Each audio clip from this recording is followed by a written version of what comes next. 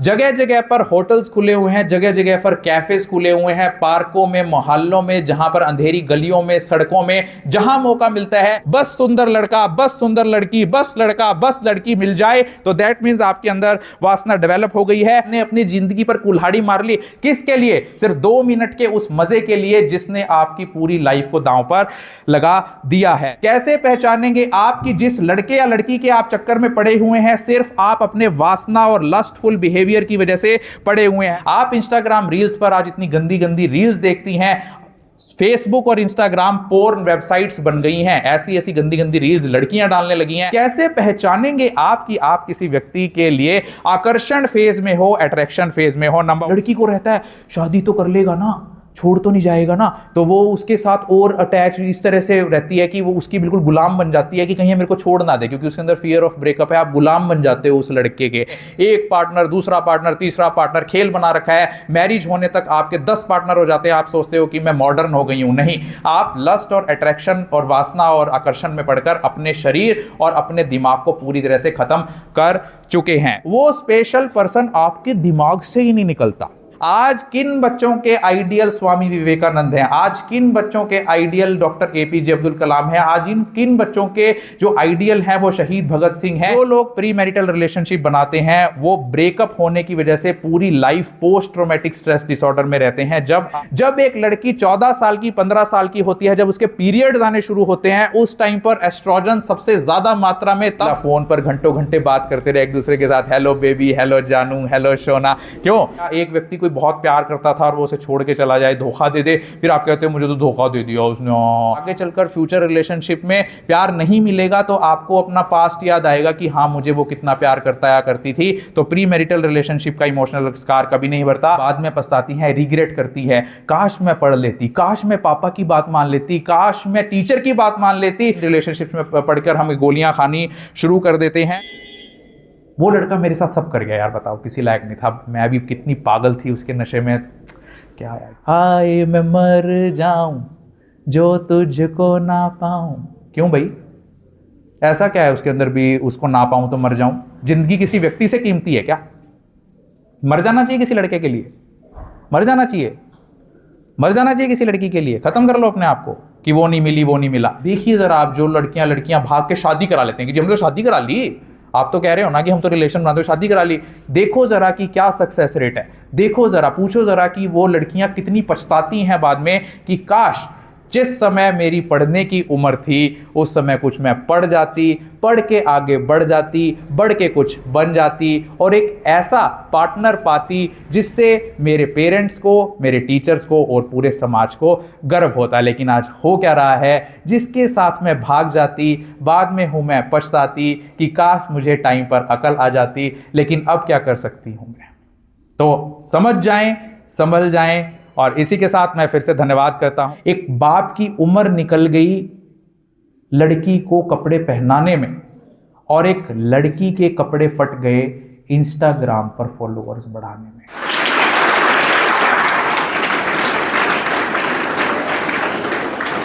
आइए जानते हैं उन इश्यूज के बारे में जिसमें आज ना केवल लड़के लड़कियां बल्कि आदमी और औरत, पुरुष और महिलाएं बिल्कुल ऐसे डूबे हुए हैं जिन्होंने ना केवल हमारे समाज को डुबो दिया, हमारी पढ़ाई को डुबो दिया, हमारे भविष्य को डुबो दिया, हमारे व्यक्तित्व को डुबो दिया, हमारे कैरेक्टर, हमारे चरित्र को डुबो कर रख दिया। और जानेंगे कि क्या आप भी उसके शिकार हो चुके हैं। नेचर ने जो हमें रिप्रोडक्शन दी थी, यानी बच्चे पैदा करने की क्षमता और सेक्सुअल रिलेशंस की क्षमता, वो दी थी इसलिए कि हम ह्यूमन बीइंग्स, हम होमो सेपियंस अपनी स्पीशीज को आगे बढ़ा सकें और अपनी सर्वाइवल और एग्जिस्टेंस को मेंटेन रख सकें। लेकिन ये हम लोगों की ही गलती है कि भगवान की इतनी सुंदर दी हुई देन को हम अपने आकर्षण में पढ़कर, लस्ट में पढ़कर या किसी व्यक्ति से जुड़ाव में, आकस्मिक जुड़ाव में पढ़कर उस सेक्सुअल रिलेशन को इस तरीके से एक्सप्लॉइट करते हैं, उसका इस तरह से शोषण करते हैं कि वो चीरता हुआ चला जाता है हमारे व्यक्तित्व को, हमारे पूरे जीवन को ही, क्योंकि हमारे लिए सिर्फ आज मीडिया की दुनिया में सेक्स करना ही सबसे बड़ी चुनौती या सबसे बड़ी सफलता बनकर रह गया है। चाहे स्कूल में पढ़ने वाला बच्चा हो, कॉलेज में पढ़ने वाले बच्चे हो, यूनिवर्सिटी में जाने वाले बच्चे हो, ऑफिस में काम करने वाले पुरुष महिला हो, उनके अंदर social media, print media, electronic media ने यह चीज दिमाग में भर दी है कि जब तक आप एक दूसरे के प्रति आकर्षित नहीं होगे, संबंध नहीं बनाओगे, तुम अपने जीवन में असफल ही रहोगे। कैसे पहचानोगे तुम कि क्या तुम्हारे अंदर किसी व्यक्ति के लिए जो फीलिंग्स हैं वो सच में वासना है, वो आकर्षण है, अट्रैक्शन है, या वाकई तुम्हें उस व्यक्ति से अटैचमेंट है? क्या तुम जानना चाहोगे, यस और नो? तीन स्टेजेस बताई गई हैं रिलेशनशिप की साइंस के अनुसार। Number 1 lust, number 2 attraction and number 3 attachment. कहीं कहीं पर 5 स्टेजेस भी रिलेशनशिप की बताई गई हैं, जिसमें नंबर 1 अट्रैक्शन, जिसमें हमें इनिशियल स्पार्क होता है किसी पुरुष या महिला को देखते ही, उसे देखते ही या उसके पास होते ही या उसके बारे में सोचते ही पेट के अंदर तितलियां उठने लगती हैं, और इसके लिए हार्मोन रिस्पॉन्सिबल होता है टेस्टोस्टेरोन और एस्ट्रोजन। दूसरी स्टेज बताई गई है रोमांस, जिसे हनीमून फेज भी कहा जाता है, जिसे 2 हार्मोन्स कंट्रोल करते हैं, डोपामीन एंड नोरेपिनेफ्रिन। इस स्टेज में जब एक व्यक्ति होता है तो उसके अंदर एक यूफोरिया होती है। यूफोरिया का मतलब खुशी की ऐसी चरम सीमा जिसमें उसे ऐसा लगता है पता नहीं मुझे तो क्या मिल गया। दूसरा जो इसका लक्षण होता है वो होता है ऑब्सेशन, जिसमें हमें किसी व्यक्ति के लिए ऑब्सेशन डेवलप हो जाता है। मैं इसके बिना नहीं रह सकता, मैं इसके बिना नहीं रह सकती, ये मेरा है, ये मेरी है। और तीसरा जो इसका सबसे इंपॉर्टेंट कैरेक्टर होता है आइडियलाइज्ड एडोरेशन, जिसमें एक व्यक्ति, पुरुष या महिला, एक दूसरे को भगवान के तौर पर देखना शुरू कर देता है, जिसमें आपने गाना सुना होगा, तुझ में रब दिखता है यारा मैं क्या करूं। This is the second stage of this relationship. तीसरी स्टेज जो आती है वो आती है डिसइल्यूजन की, जिसमें हमें उस अट्रैक्शन फेज खत्म होते ही उस व्यक्ति की कमियां दिखाई देने लगती हैं कि अरे जिसके प्रति मैं आकर्षित थी ये तो कुछ कमाता ही नहीं, ये तो मैकेनिक है, ये तो एसी ठीक करता है, ये तो कंडक्टर है, ये तो रेहड़ी चलाता है, ये तो अंडे की रेहड़ी चलाता है, इसके पास तो कुछ भी नहीं है। और जब आप इस फेज से बाहर निकलते हैं तो चौथी स्टेज में आता है व्यक्ति, वो होता है अटैचमेंट, जिसमें हमें उस व्यक्ति से जुड़ाव हो जाता है। और उसके लिए 2 हार्मोन्स रिस्पॉन्सिबल होते हैं, ऑक्सीटोसिन एंड वैसोप्रेसिन, जिसमें हमें उस व्यक्ति के लिए विश्वास जाग जाता है, हम उसके प्रति इंटरडिपेंडेंट हो जाते हैं, एक दूसरे के प्रति डिपेंडेंट होने लगते हैं, और ऐसे अपने जीवन को चलाते हैं जैसे एक गाड़ी के 2 पहिए उस गाड़ी को जीवन की सड़क पर बैलेंस करते हुए चलाई रखती है। हमारे उस व्यक्ति के साथ कमिटमेंट हो जाती है, हम एक दूसरे के साथ अपने सपने, अपने गोल्स, अपने ड्रीम्स जो हैं शेयर करने लगते हैं। और 5वीं स्टेट जो बताई गई है वो रिलेशनशिप की, वो है स्टेबल लव, जिसमें हमें पता लग जाता है कि हां अब हमारे बच्चे बड़े हो गए हैं, हमने उन्हें पाल लिया है और हम एक दूसरे की म्यूचुअल रिस्पेक्ट करते हैं, एक दूसरे को एक साथ सिक्योर महसूस करते हैं। अब कैसे पहचानेंगे कि क्या लस्ट है, क्या अट्रैक्शन है, आकर्षण है, और क्या जुड़ाव है, क्या अटैचमेंट होती है? लस्ट, वासना, जैसे नाम से ही पता लग रहा है, लस्ट या वासना एक ऐसी फीलिंग होती है जो बहुत ही शॉर्ट ड्यूरेशन की होती है, इमीडिएट रिएक्शन होता है किसी महिला, पुरुष, लड़का, लड़की, बस अपोजिट सेक्स वाले व्यक्ति को देखते ही जो हमारे अंदर फीलिंग हो जाती है उसके साथ सेक्स करने की, दिस इज कॉल्ड लस्ट। इसके लिए 2 हार्मोन्स रिस्पॉन्सिबल होते हैं, टेस्टोस्टेरोन और एस्ट्रोजन, और ये इस पर्पस से होता है कि हम उसे इमीडिएट रिप्रोडक्शन के लिए पसंद कर लेते हैं कि इसके साथ सेक्सुअल रिलेशन बनाकर हमें बच्चा पैदा करना है। और इसके अंदर सिर्फ ये सेक्सुअल बिहेवियर से ही ड्राइव होती है, जिसमें हम उस व्यक्ति के बारे में जानना भी नहीं चाहते,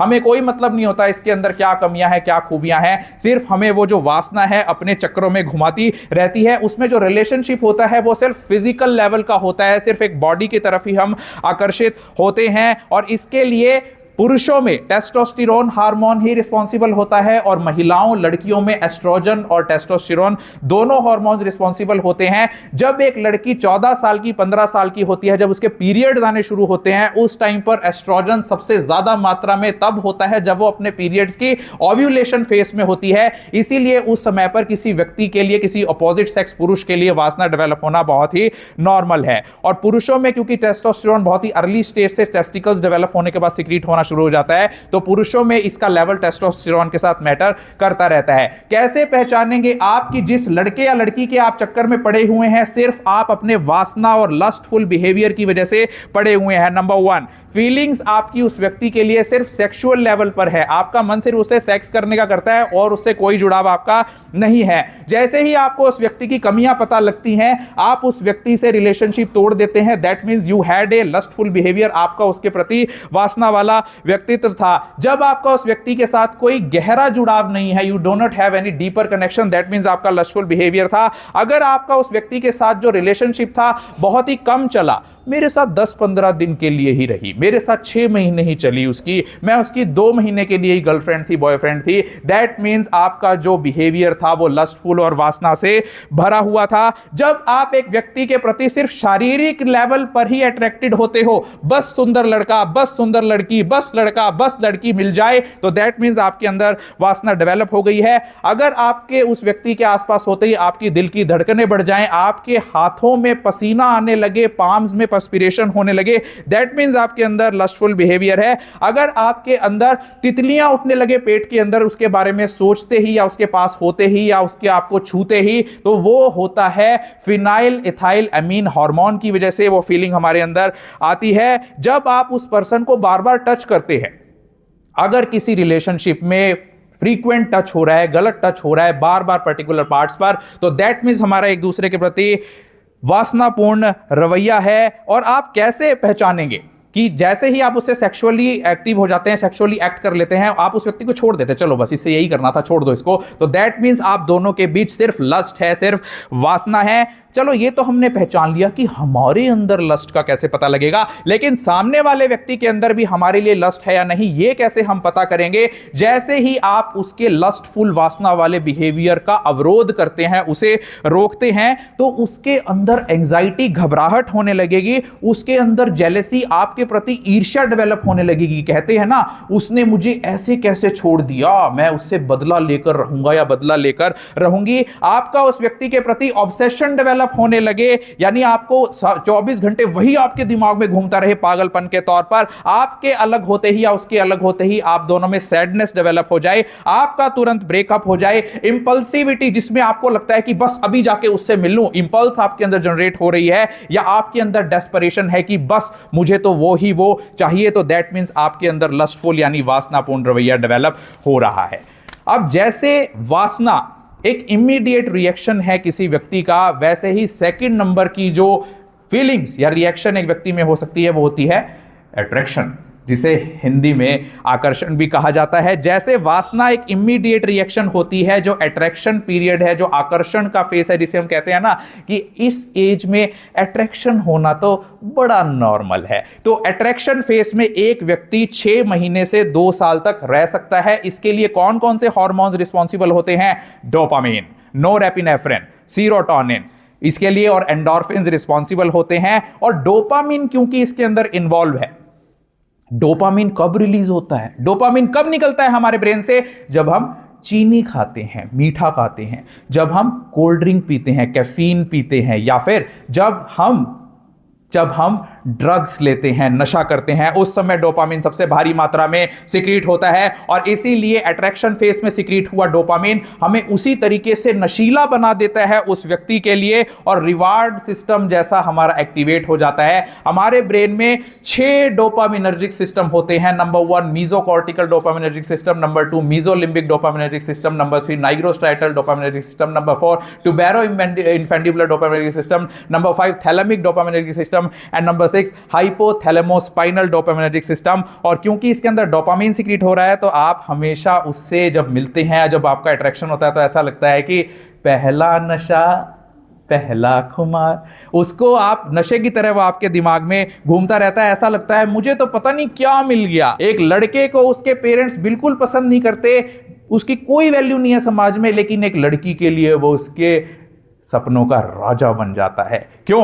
क्योंकि रिवार्ड सिस्टम जब आपका अट्रैक्शन फेस का एक्टिवेट होता है, ये डोपामीन ही आपका सत्यानाश कर देता है, और नोरेपिनेफ्रिन हार्मोन जो है वो आपके दिल की धड़कनों को बढ़ा देता है और आपको भूख कम लगने लगती है। इसीलिए आपने वो गाना सुना होगा, मुझे नींद ना आए चैन ना आए, because you are in that attraction phase. और क्योंकि इसमें सीरोटोनिन हार्मोन भी रिस्पॉन्सिबल होता है, सीरोटोनिन हार्मोन के डिक्रीज होने की वजह से, बुला लूं आपको किसी को स्टेज के ऊपर, सीरोटोनिन हार्मोन्स डिक्रीज होने की वजह से उसके अंदर ऑब्सेसिव कंपल्सिव डिसऑर्डर नाम जैसे की बीमारी जैसे लक्षण देखे जाते हैं, क्योंकि एक हमारी सेक्रेटरी में बीमारी होती है ऑब्सेसिव कंपल्सिव डिसऑर्डर, जिसमें एक व्यक्ति को कोई भी काम करने की ऐसी लत लग जाती है। कई पेशेंट्स होते हैं वो हाथ ही धोते रहते हैं, कई पेशेंट्स होते हैं वो ताला ही चेक करते रहते हैं, कई पेशेंट्स होते हैं वो सारा अपनी बॉडी को बांध लेते हैं कि मुझे इंफेक्शन ना हो जाए, ऑब्सेसिव कंपल्सिव डिसऑर्डर। तो जब सीरोटोनिन आपकी बॉडी में डिक्रीज होता है ड्यूरिंग योर आकर्षण phase, during your attraction phase, तो आपके अंदर एक कंपल्शन, एक ऑब्सेशन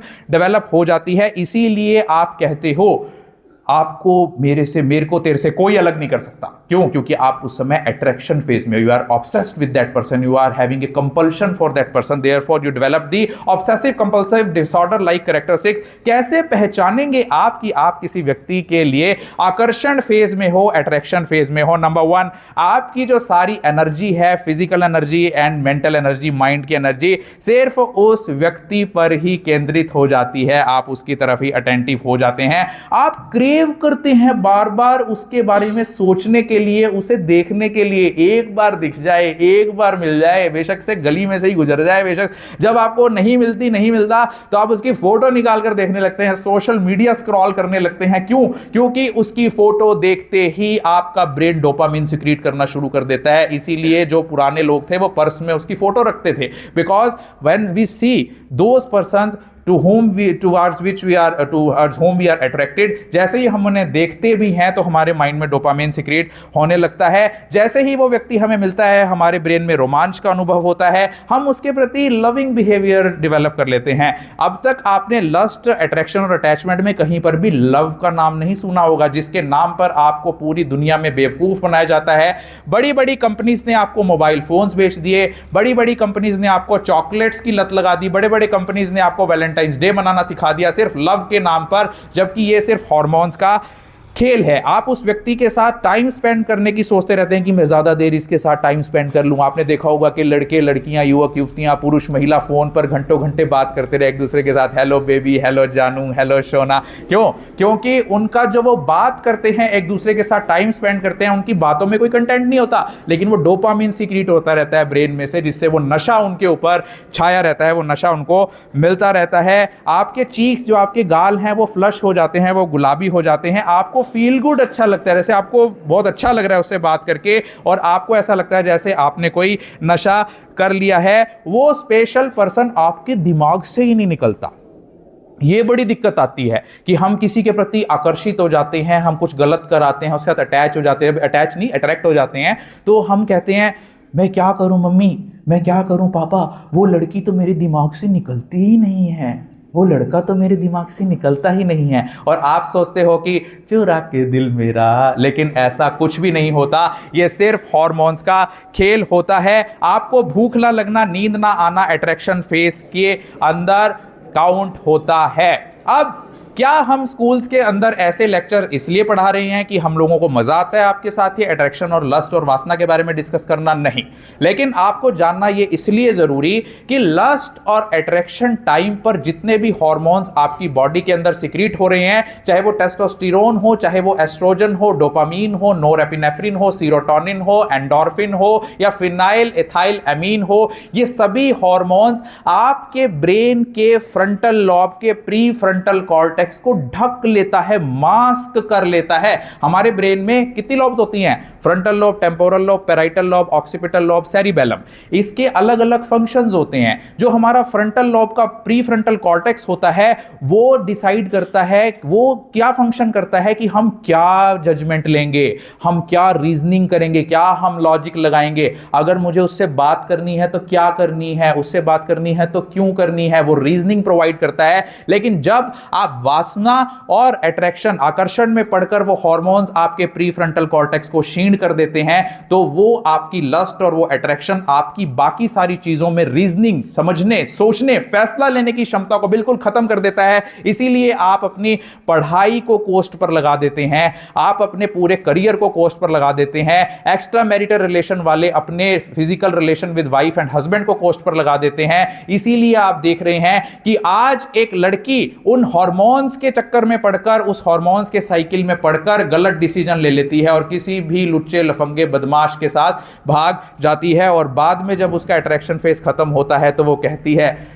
ये मैंने क्या कर लिया, ये तो मैंने नहीं चाहा था, ऐसा लड़का तो मैंने नहीं चाहा था। पापा ठीक कहते थे, अतुल ठीक लड़का नहीं है, पापा ठीक कहते थे, निशा अच्छी लड़की नहीं है, क्योंकि आपका अट्रैक्शन वाला जो हार्मोनल फेस है वो निकल जाता है। और जैसे ही लस्ट और अट्रैक्शन का फेस आपका निकलता है, किसी भी रिलेशन के 4 साल बाद डोपामीन हार्मोन या ये सभी सीरोटोनिन हार्मोन्स रिप्लेस हो जाते हैं ऑक्सीटोसिन और वैसोप्रेसिन हार्मोन से। जैसे वासना आकस्मिक रिएक्शन है, इमीडिएट रिएक्शन है, जैसे अट्रैक्शन 6 महीने और 2 साल तक चलता है, वैसे 3rd नंबर की जो रिलेशनशिप स्टेज है वो लाइफ लॉन्ग चलती है, जिसके लिए ऑक्सीटोसिन और वैसोप्रेसिन हार्मोन्स जो होते हैं उसके लिए रिस्पॉन्सिबल होते हैं। ऑक्सीटोसिन कब रिलीज होता है एक लड़की की बॉडी के अंदर? ड्यूरिंग ऑर्गासम, ड्यूरिंग चाइल्ड बर्थ, जब वो बच्चे को पैदा करती है, और नंबर 3rd जब वो बच्चे को दूध पिलाती है। वो ही हार्मोन है जो आपको अंदर जुड़ाव पैदा करता है, अटैचमेंट पैदा करता है। क्यों एक मां अपने बेटे को बहुत प्यार करती है? आपने कहा है ना कि पूत कपूत सुने हैं लेकिन माता नहीं कुमाता। क्यों एक माँ का इतना ज्यादा जुड़ाव होता है अपने बेटे के साथ या बच्चे के साथ, पेरेंट्स का अपने बच्चों के साथ? Due to this oxytocin and vasopressin hormone, जिस वजह से आपकी केयर होती है। वही सच्चे अर्थों में सच्चा प्यार होता है, जहां पर ऐसी अटैचमेंट और ऐसा जुड़ाव हो। और ध्यान देना, वो अटैचमेंट लेवल जीवन भर चलता है। कभी तुमने किसी माँ को देखा कि उसने बच्चा तो पैदा कर लिया लेकिन 6 महीने तो वो उसके प्रति आकर्षित रही, अट्रैक्टेड रही, 6 महीने बाद बोल रही है किसका बच्चा, फेंको इसको, इससे ब्रेकअप कर लो? ऐसा देखा क्या कभी कहीं? बिकॉज जो हार्मोन्स हैं वो ऑक्सीटोसिन और वैसोप्रेसिन रिस्पॉन्सिबल होते हैं किसी भी के साथ भी अटैचमेंट के साथ। कैसे पता लगा कि वैसोप्रेसिन हार्मोन भी हमारे जुड़ाव के लिए रिस्पॉन्सिबल है? चूहा सबने देखा है, हैव यू सीन रैट? चूहा देखा है? ऐसे ही प्रेरी वोल नाम का एक जानवर होता है। जब साइंटिस्ट ने उनको ऐसे ड्रग्स दिए, ऐसी दवाइयां खिलाई जिसमें वैसोप्रेसिन नाम का हार्मोन उनकी बॉडी से खत्म हो जाता है, तो वो सब चूहे या वो सब प्रेरी वोल्स जो मोनोगैमस थे, वो जो कपल बनाकर रहते थे, एक दूसरे के प्रति अटैच्ड थे, उनके प्रति एक दूसरे के प्रति आसक्ति थी, जुड़ाव था, वो भी धोखेबाज हो गए। वो भी एक्स्ट्रा मैरिटल रिलेशनशिप करने लगे, मोनोगैमस से पॉलीगैमस हो गए। वहां से साइंटिस्ट को पता लगा that vasopressin hormone is responsible for this attachment. और वैसोप्रेसिन हार्मोन रिस्पॉन्सिबल होता है हमारा किसी भी व्यक्ति के साथ अपनी सहमति के साथ, कंसेंट के साथ, पूरा उसके साथ कॉपरेशन करके हम पूरी लाइफ बिताएं। इसीलिए हम उस व्यक्ति के साथ अटैच हो जाते हैं। कैसे पता करेंगे कि आप अटैचमेंट फेज में हैं, ना कि लस्ट या फिर अट्रैक्शन फेज में? नंबर 1, बोर हो रहे हो क्या? अच्छा, नंबर 1, जो हम एक दूसरे को समझने लगते हैं। यानी आपने वो गाना सुना होगा, प्यार किया तो निभाना, मैं तुमको समझ जाऊं तुम मुझको समझ जाओ। When we understand each other, जब हमारा एक दूसरे के प्रति अंडरस्टैंडिंग डेवलप हो जाती है, हम एक दूसरे को समझ जाते हैं, तब हम अटैचमेंट लेवल में एंटर कर जाते हैं। उसमें जो फीलिंग होती है, हम उसके लिए कंसर्न शो करते हैं कि उस व्यक्ति को कोई प्रॉब्लम ना आए, चाहे वो कहीं पर भी हो, चाहे वो हमारे साथ फिजिकली अटैच हो या ना हो। हमारा उसके साथ अटैचमेंट ऐसा है कि उसके साथ कभी बुरा ना हो। हमारा उसके प्रति एम्पैथी वाला रवैया हो, दया वाला रवैया हो। अगर वो हमारे साथ कोई अपना प्रॉब्लम डिस्कस कर रहा है, कर रही है, तो हम उसे सॉल्यूशन देने की बजाय उसके साथ एम्पैथी भी शो करेंगे। जब हम एक टीम के तौर पर काम करते हैं और जब हम अपनी विजन को शेयर करते हैं, अपनी उम्मीदें, अपने सपने, अपने भविष्य को साथ मिलकर प्लान करते हैं, उस फेज से पता लगता है अपने भविष्य को, जब अपने गोल्स को एक दूसरे का शेयर करके चलते हैं, कि you are in attachment level. तो आपने ये ध्यान दिया कि जितनी भी ये आपकी वासनाएं थी शरीर की, जिसमें आप लड़का लड़की एक दूसरे के प्रति आकर्षित हो जाते हो और कम उम्र में कुछ भी कर बैठते हो, आज देख रहे हैं समाज के अंदर जगह जगह पर होटल्स खुले हुए हैं, जगह जगह पर कैफेज खुले हुए हैं, पार्कों में, मोहल्लों में, जहां पर अंधेरी गलियों में, सड़कों में, जहां मौका मिलता है, आज हमारी समाज के यूथ, लड़के और लड़कियां एक दूसरे के साथ रिलेशन के चक्कर में पड़े हुए हैं कि शायद यही सबसे बड़ा इनाम है जीवन का, कि एक दूसरे के साथ किस तरह से कम उम्र से ही शुरू कर दें हम रिलेशन बनाने। एक पार्टनर, दूसरा पार्टनर, तीसरा पार्टनर, खेल बना रखा है। मैरिज होने तक आपके 10 पार्टनर हो जाते हैं। आप सोचते हो कि मैं मॉडर्न हो गई हूं। नहीं, आप लस्ट और अट्रैक्शन और वासना और आकर्षण में पड़कर अपने शरीर और अपने दिमाग को पूरी तरह से खत्म कर चुके हैं। तो कई तरह की इसमें इसके सब टाइप्स बताए गए हैं अटैचमेंट के। नंबर 1, जिसमें सिक्योर अटैचमेंट बताई गई है, जिसमें आप एक दूसरे के साथ कंफर्टेबल होते हैं, इंटीमेट रहते हैं और एक दूसरे के प्रति इंटरडिपेंडेंट रहते हैं कि हाँ हम एक दूसरे के ऊपर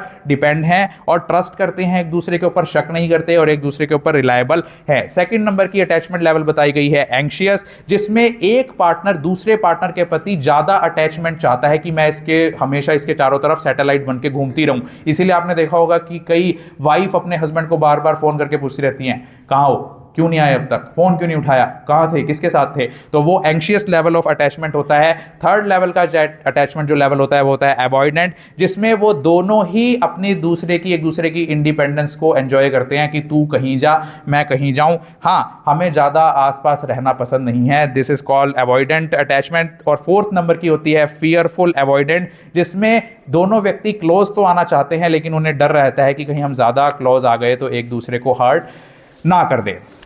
अब जान लेते हैं वो चीजें कि कैसे हमारे समाज में जो आजकल युवाओं में प्री मैरिटल रिलेशनशिप्स चल रहे हैं, स्कूल कॉलेज की, कैसे प्री मैरिटल रिलेशंस एक लड़की और एक लड़के के दिमाग को और उसकी पूरी लाइफ को खत्म करते हैं। आइए जानते हैं। नंबर 1 तो आप ये समझिए कि प्री मैरिटल रिलेशनशिप्स, बिना मैरिज का कोई रिलेशनशिप अगर आप शादी से पहले कर रहे हैं तो वो एक जाल है जो मीडिया ने आपके चारों तरफ बुन दिया है कि आपको ऐसा कर लेना चाहिए। आपके टेस्टोस्टेरोन को, जैसे ही एक लड़की जवान हुई उसके एस्ट्रोजन को, लड़का जवान हुआ उसके टेस्टोस्टेरोन को कंपनी वाले उनका फायदा उठाने आ जाते हैं। ऐसी ऐसी फिल्में आपको दिखाई जाती हैं सिल्वर स्क्रीन पर या बड़े पर्दों पर, जिससे आपका दिमाग सिर्फ उनकी तरफ घूमे। आज किन बच्चों के आइडियल स्वामी विवेकानंद हैं, आज किन बच्चों के ideal doctor APJ Abdul Kalam हैं, आज इन किन बच्चों के जो आइडियल हैं वो शहीद भगत सिंह हैं। सिर्फ आप देखेंगे कि इस तरह से किसी लड़के से पूछ लो तो वो किसी एक्ट्रेस का नाम लेगी, किसी लड़के से पूछ लो तो वो किसी एक्टर का नाम लेगी। ये आपके दिमाग को जिस तरह से उन्होंने एक्सप्लॉइट किया है ना सोशल मीडिया ने। आप इंस्टाग्राम रील्स पर आज इतनी गंदी गंदी रील्स देखती हैं, फेसबुक और इंस्टाग्राम पोर्न वेबसाइट्स बन गई हैं, ऐसी ऐसी गंदी गंदी रील्स लड़कियां डालने लगी हैं, सबके दिमाग को पॉल्यूट करते चले गए। कंपनी वाले पैसा कमा गए और आप मॉडर्न बनने के चक्कर में अपनी पढ़ाई को, अपने करियर को और अपनी फैमिली को और अपने रिलेशंस को बर्बाद करते जा रहे हो। जो लोग प्री मैरिटल रिलेशनशिप बनाते हैं वो ब्रेकअप होने की वजह से पूरी life post traumatic stress disorder में रहते हैं। जब आपका किसी से इमोशनल ब्रेकअप होता है, जिसने आपका फायदा उठा लिया, या एक व्यक्ति कोई बहुत प्यार करता था और वो उसे छोड़ के चला जाए, धोखा दे दे, फिर आप कहते हो मुझे तो धोखा दे दिया उसने, लेकिन वो जो चीज होती है वो ट्रॉमा होता है और वो पूरी लाइफ जो आपके दिमाग से वो ट्रॉमा नहीं निकलता। जो आप किसी व्यक्ति से अट्रैक्शन और लस्ट के मोमेंट पर इमोशनल स्कार ले लेते हो, जख्म ले लेते हो, उस चक्कर में भी वो जख्म आपका पूरी लाइफ कभी नहीं भरता। अगर आपको फ्यूचर रिलेशनशिप में हस्बैंड या वाइफ ज्यादा प्यार करने वाला मिला तो आपको वो टाइम याद आएगा जब आपने प्री मैरिटल रिलेशनशिप में मार खाई थी, जब आपको प्यार नहीं मिला।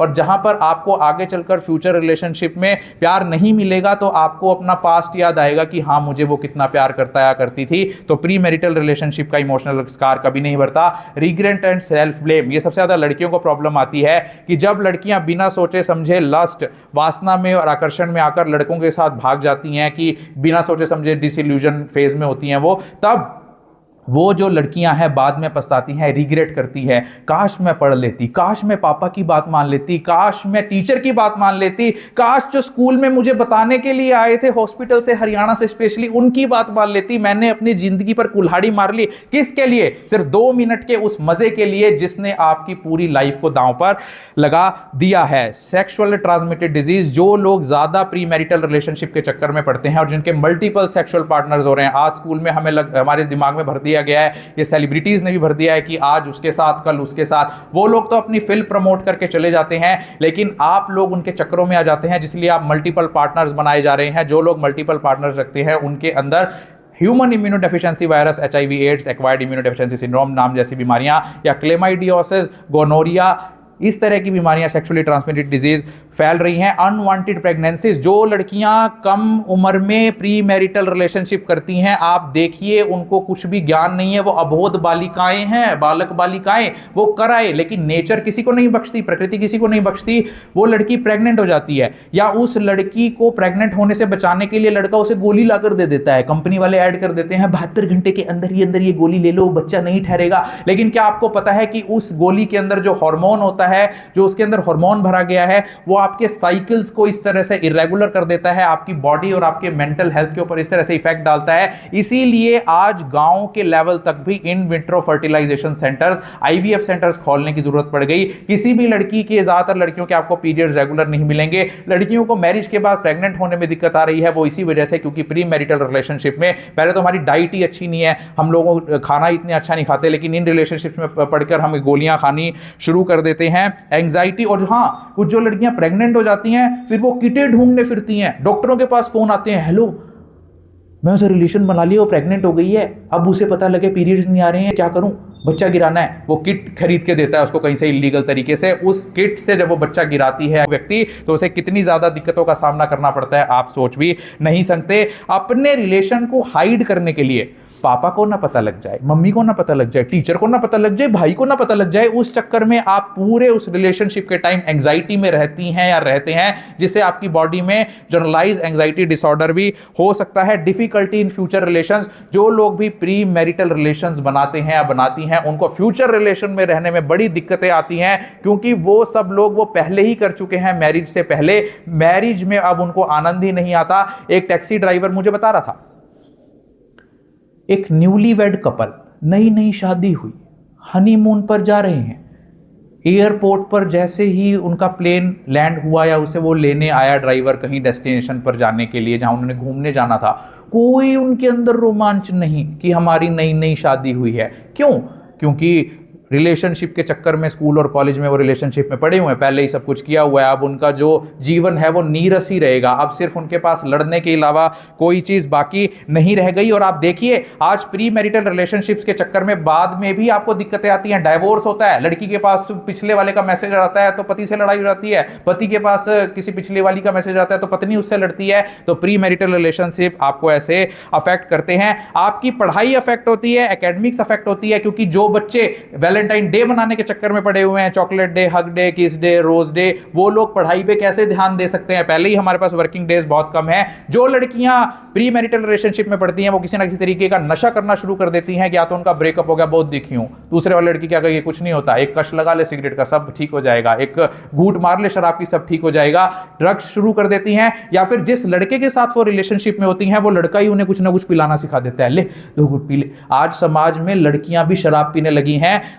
भारत सरकार का सुप्रीम कोर्ट में दिए हुए हलफनामे के अनुसार 10 साल से लेकर 19 साल तक के, 10 साल से लेकर 17 साल तक के, 19 साल तक के बच्चे और बच्चियां 1,59,00,000 पूरे भारत में किसी ना किसी चीज का नशा करते हैं, और उसमें लड़कियां भी पीछे नहीं है। 10 साल से 75 साल तक की 90 लाख भारत की महिलाएं शराब पीती हैं, गांजे फूकती हैं। ये हालत है हमारे देश में नशे की। तो ये सिर्फ किताबी बातें नहीं है, गिल्ट एंड शेम। जब आप प्री मैरिटल रिलेशनशिप करके अपनी भावी जिंदगी में जाते हैं तो आपको पूरी लाइफ गिल्ट रहता है, वो लड़का मेरे साथ सब कर गया यार, बताओ किसी लायक नहीं था, मैं अभी कितनी पागल थी उसके नशे में, क्या यार, गिल्ट, शेम, शर्म आती है अपने ऊपर, ये क्या करा मैंने। केसेस ऐसे देखे हैं। फियर ऑफ ब्रेकअप, जो लड़के या लड़कियां प्री मैरिटल रिलेशनशिप में रहते हैं उनको हमेशा फियर रहता है, लड़की को रहता है शादी तो कर लेगा ना, छोड़ तो नहीं जाएगा ना, तो वो उसके साथ और अटैच इस तरह से रहती है कि वो उसकी बिल्कुल गुलाम बन जाती है कि कहीं मेरे को छोड़ ना दे, क्योंकि उसके अंदर फियर ऑफ ब्रेकअप है, आप गुलाम बन जाते हो उस लड़के के। आपके अंदर रॉन्ग डिसीजन हो जाता है आपसे, क्योंकि आपने लस्ट और अट्रैक्शन में जितने भी हार्मोन्स है, testosterone, estrogen, endorphin, norepinephrine, dopamine, serotonin, उन सब ने आपकी दिमाग को मास्क कर लिया, तो आप गलत डिसीजन ले लेते हो जब आप प्री मैरिटल रिलेशनशिप में होते हो। प्रेशर टू कंटिन्यू रिलेशनशिप, जो लड़कियां कम एज में प्री मैरिटल रिलेशनशिप डेवलप कर लेती हैं उनके माइंड के ऊपर 24 घंटे एक प्रेशर रहता है। बाद में जब उसकी कमियां भी पता लगी, लड़के की तो शराब पीता है, मैकेनिक है, अंडे की रेडी लगाता है, साइकिल रिपेयर करता है, लेकिन लड़कियों के ऊपर एक प्रेशर हो जाता है, अब इसके साथ सब कुछ कर तो लिया, अब कहां जा सकती हूं, इसी के साथ रह लेती हूं। Pressure to continue relationship. तो जो लड़कियां प्री मैरिटल रिलेशनशिप करती हैं वो जरूर ये ध्यान रखें। सुसाइडल टेंडेंसीज, आज आप लोगों के अंदर आत्महत्या के विचार आ रहे हैं, और उसमें कहीं ना कहीं हमारा बॉलीवुड भी जिम्मेवार है। अभी हाल फिलहाल में एक मूवी आई थी, जितने भी पिक्चर हैं उसके अंदर फिल्मों के अंदर सुसाइड को, आत्महत्या को रोमांटिसाइज किया जाता है। फिल्म के गाने सुने हैं कैसे कैसे बनाते हैं फिल्मी सितारे, हाय मैं मर जाऊं जो तुझको ना पाऊं। क्यों भाई, ऐसा क्या है उसके अंदर भी उसको ना पाऊं तो मर जाऊं? जिंदगी किसी व्यक्ति से कीमती है क्या? मर जाना चाहिए किसी लड़के के लिए? मर जाना चाहिए? मर जाना चाहिए किसी लड़की के लिए? खत्म कर लो अपने आप को कि वो नहीं मिली, वो नहीं मिला। सुसाइडल टेंडेंसीज आपके अंदर डेवलप होती हैं। आज अखबार भरे हुए हैं, चाहे देश का कोई भी राज्य, कोई भी कोना हो, लोकल पेपर हो या नेशनल पेपर हो, छात्रा ने खुदकुशी की, प्रेम प्रसंग के चलते लड़की ने फांसी लगाई, लड़का और लड़की ने एक ही फंदे से फांसी लगाई, लड़का और लड़की ने, युवक और युवती ने एक साथ नहर में छलांग लगाई। क्यों भाई इतने पागल हो रहे हो तुम लस्ट और अट्रैक्शन में? तो ये सब होते हैं आपके अंदर साइड इफेक्ट्स जब आप प्री मैरिटल रिलेशनशिप करते हैं। रिलेशनशिप बहुत ही पायस वर्ड है, बहुत ही ज़्यादा पवित्र रिश्ता है।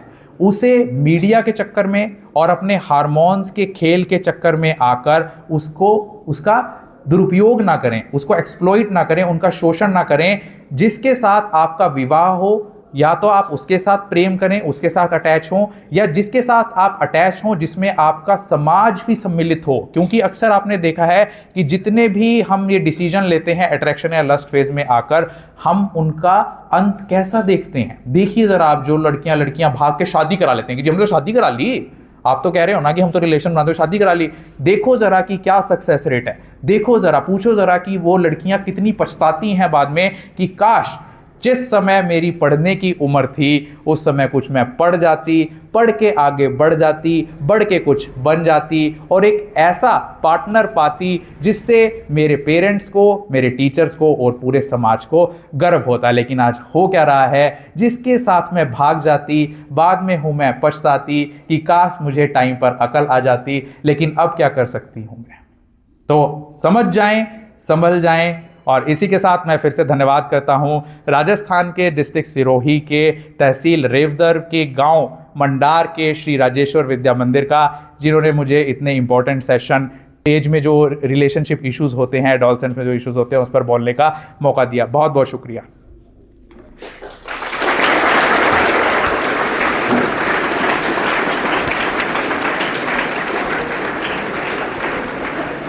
हम सब लोग ऐसे केसेस देख रहे हैं अपनी साइकेट्रिक ओपीडी में कि आप लोगों ने अब मोबाइल के लिए भी पागलपन डेवलप कर लिया है। कोई गेम्स के लिए एडिक्ट हो गया है, कोई इंस्टाग्राम के लिए एडिक्ट हो गया है, कोई फेसबुक के लिए एडिक्ट हो गया है, बार बार रील्स चेक कर रहे हैं। एक व्यक्ति एक दिन में 2-2 हज़ार 5-5 हज़ार बार अपना फ़ोन चेक कर रहा है। तो प्लीज़ मेरी आपसे रिक्वेस्ट है, मोबाइल फ़ोन और इंटरनेट गलत नहीं है, गलत कुछ भी नहीं होता। जब आप ने देखा कि घड़ी का आविष्कार हुआ, मैं एक लेक्चर दे रहा था तो मुझे किसी ने पूछा कि आपने कहा डॉक्टर साहब हर आविष्कार का नुकसान होता है, घड़ी का क्या नुकसान है, घड़ी तो हमें टाइम बताती है। सही बात है यार, घड़ी का क्या नुकसान हो सकता है। जब से घड़ी का आविष्कार हुआ, आप जरा गूगल भी कर लेना, हमारे अंदर टाइम को लेकर स्ट्रेस रहता है, हमारे अंदर टाइम को लेकर एंग्जाइटी रहती है कि मैं कहीं 2 मिनट लेट ना हो जाऊं, मुझे एंग्जाइटी है कहीं मेरी 4 बजे की ट्रेन है छूट ना जाए। तो ये नुकसान है घड़ी का। तो कोई भी चीज़ ऐसी नहीं है जो आपके शरीर को या मेंटल हेल्थ को प्रभावित नहीं करती। लेकिन जैसा सही कहा गया है कि nothing is good, nothing is bad, but excess of everything is bad. तो मोबाइल चलाएं ज़रूर, लेकिन देखें कि आप क्या चला रहे हो, क्या देख रहे हो, क्या कर रहे हो। क्योंकि जिस एज में आप हो उस एज से हम भी गुजर के गए हैं। अगर मैं उन चीज़ों में पड़ जाता तो शायद आज आपके यहाँ राजस्थान में मुझे कौन बुलाता, मैं डॉक्टर कैसे बनता, आज मैं एक सक्सेसफुल पर्सन कहलाता हूँ समाज में। तो आप देखिए कि मोबाइल फ़ोन को छोड़ें और अपनी रियल लाइफ से नाता जोड़ें, रियल लाइफ में जीने की कोशिश करें। पेरेंट्स की बात ज़रूर मानें। अक्सर आपको लगता है कि पेरेंट्स आपके दुश्मन हैं, लेकिन ऐसा नहीं है। टीचर्स की बात ज़रूर मानें। आपको लगता है कि टीचर्स मेरे दुश्मन है, ये क्यों अच्छी बात बताता है? वो अच्छा आदमी है जो आपको अच्छी बात बता रहा है, या वो एक अच्छा इंसान है जो आपको ड्रग्स लेना सिखा रहा है, जो आपको ये कहता है कि चलना यार कुछ नहीं होता, आजा तेरे को सिगरेट पिला के लाता हूँ, चलना यार, रील बनाते हैं, गंदी मंदी रील्स बनाती हैं। लड़कियों को ये ध्यान में रखना चाहिए। उन लड़कियों को ये मैसेज देना चाह रहा हूँ मैं कि जो पूरी लड़कियों के सिर को शर्म से झुका देती हैं, इतनी गंदी रील्स। मतलब एक बाप की उम्र निकल गई लड़की को कपड़े पहनाने में, और एक लड़की के कपड़े फट गए इंस्टाग्राम पर फॉलोअर्स बढ़ाने में। ये हाल है आज समाज का।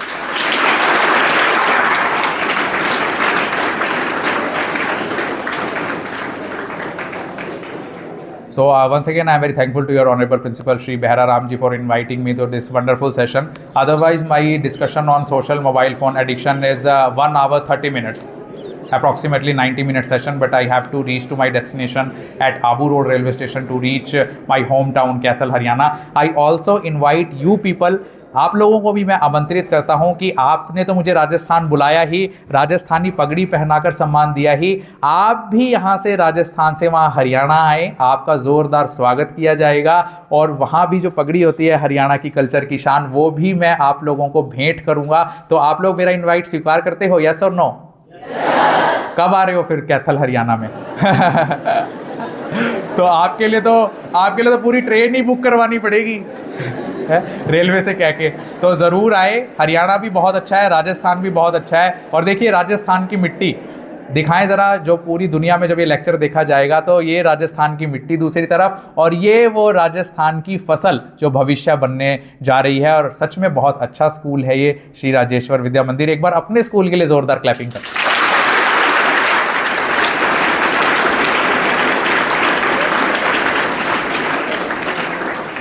Thank you so much.